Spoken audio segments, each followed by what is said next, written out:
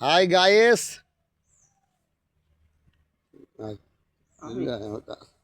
Hi guys, আমরা এখন আপনাদেরকে সুন্দর একটা দৃশ্য দেখাই।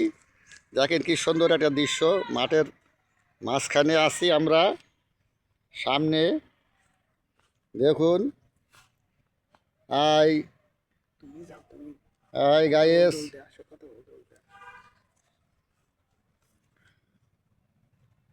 হাই গাইস, আমরা মাঠের মাঝখানে আছি। দেখেন আমাদের এই ভালো ভালো